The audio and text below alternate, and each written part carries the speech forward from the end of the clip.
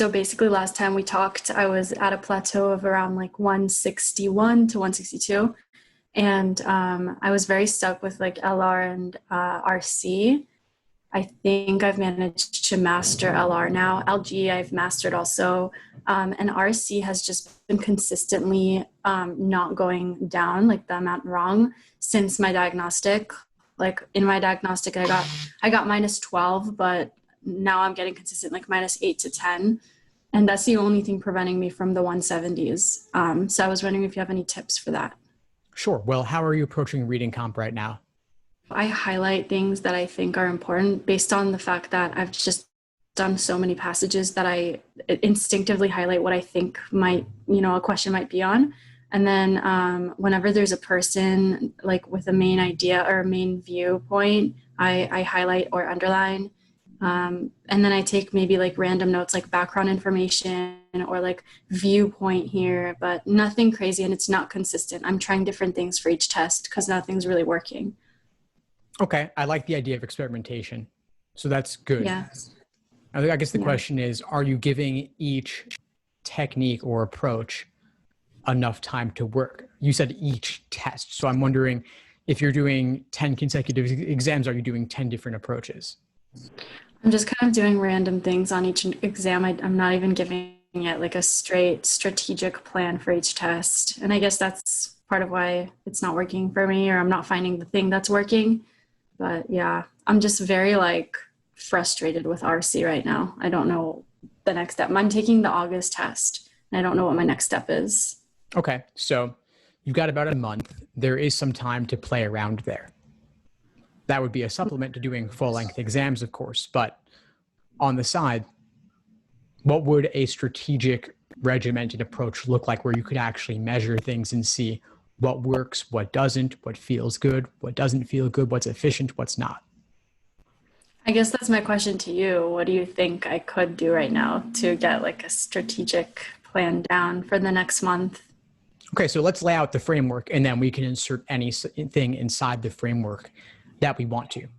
So I would say a handful one way, a handful the other way. So 4 timed sections with one particular approach, another 4 with a different approach. Decide which of those is better. Whichever one wins becomes your new default against which you test future techniques and strategies to see what works and what doesn't. So you're consistently testing to find the best out of everything. Now, as for what you actually do, it could be taking notes versus not taking any notes at all. Start there. Okay. And I'm pretty sure that my problem lies in the questions. I know that's probably like ridiculous that I'm even saying that because that's obvious, but I feel like I have a good grasp of the passage. And even when I know, like when I check back my answers, it's still confusing to me because I know the passage and the answers are so tricky. And that's what gets me. Do you have a method for like checking back answers in the reading comp section specifically? And maybe like, cause I'm not noticing so many patterns like I do with LR in the RC section. Do you have a strategy to check your answers? Tell me more about what you mean by checking answers. So I just feel like when I go back to check a test, RC feels very like circumstantial, like each passage is different. So I feel like checking answers like will not benefit me too much just because every passage is different and like the wording of it. It's not like LR where there's like flaws and like I didn't pick up on a flaw or something. It's very like specific to the passage. Does that make sense? It wasn't really a question, but just a way to go about it to like master it down, to lock down like why I got it wrong. I hear what you're saying. So you're not seeing patterns in reading comp is what I'm taking away from this, meaning that what you're doing on reading comp doesn't matter. There's no point to studying reading comp because a new reading comp passage will be totally different from the previous one. So why are you doing it at all? Let's just go home. Let's close the book. Let's be done. Right. So I'm joking, but there must be something in these patterns. There must be something where, as we always say, topic doesn't matter, right? It's about the underlying structure. So we're not reading these passages for information. We're not reading for facts.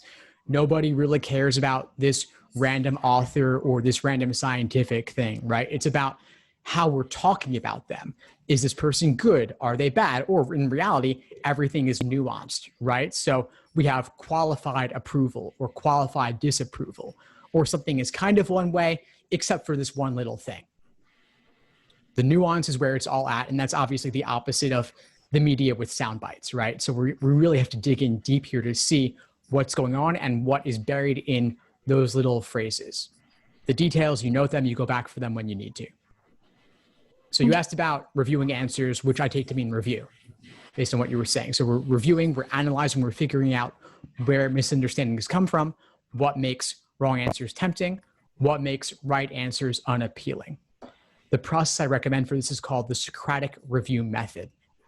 And I have plenty of resources on this. If you just go to my YouTube channel, LSAT Unplugged, you search, you'll find full-length, in-depth examples of what that review process could look like.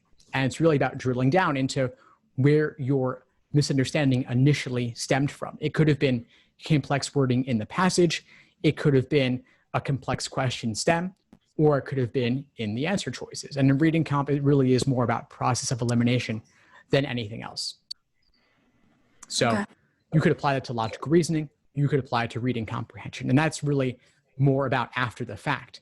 Then on the flip side, the initial approach I talked about, you want to figure out just from the very beginning, are the notes you're taking, are they working for you?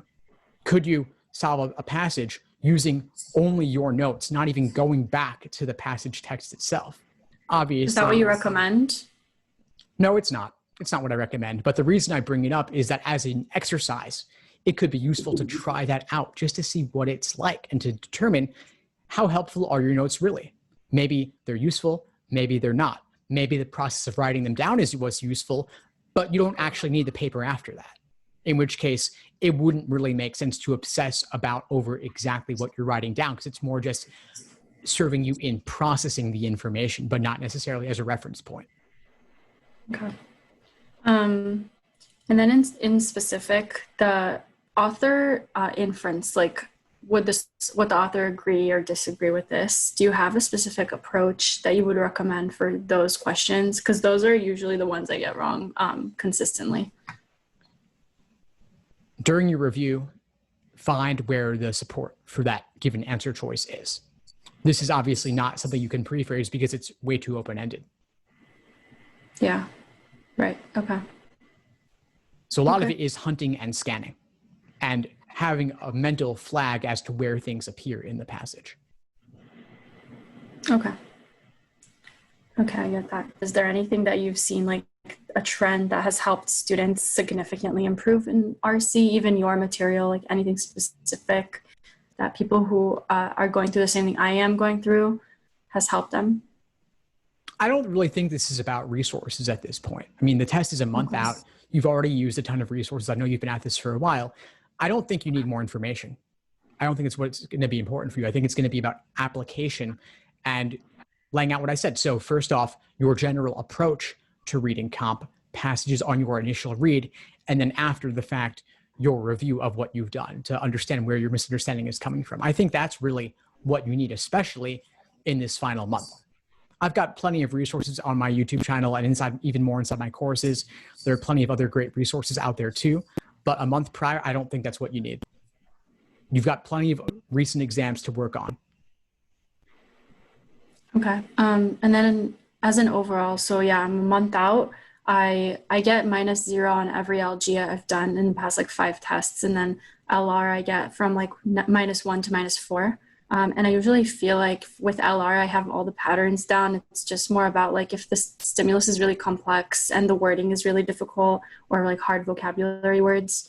And then RC, like -8 to -10. What would you recommend my approach be for the next month, given all that? Well, for the final month, it's all about fully timed exams and detailed review of those exams. Of course, August is a flex, so be ready for the flex format in particular. On top of that, drill whatever gives you trouble. I don't recommend starting off with an entirely new plan of attack or a new approach in the final month. It really is about refining. And in your case, I think there is still something to be figured out that's unresolved about how exactly you want to approach reading comp. That's what we've talked about. So I've given my general recommendations there. The same Socratic review method would also apply to logical reasoning. So whatever you do in reading comp, you could do the same in logical reasoning and get a lot out of it, specifically in the form of writing out your review process, really engaging in depth with it, reviewing fewer questions in more depth to really get the insights and the takeaways. Right. So I should just look up the Socratic review method in your channel and it'll come up. Correct. Yeah. And I'll send you the link after this call as well. Perfect. Perfect. Thank you so much. This has been really helpful. My pleasure. Before we sign off, what would you say is the biggest insight you got from our call today? That review is very, very important, and quality over quantity is what I should be aiming towards for sure, at this point at least. Excellent. Well, keep at it and let me know if you need anything moving forward.